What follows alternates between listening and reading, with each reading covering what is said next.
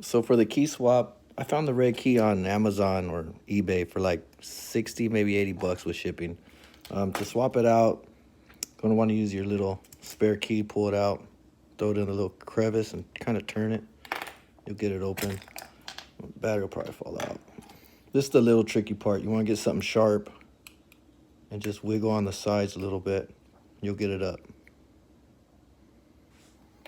And you'll take this one apart and do the same thing, obviously.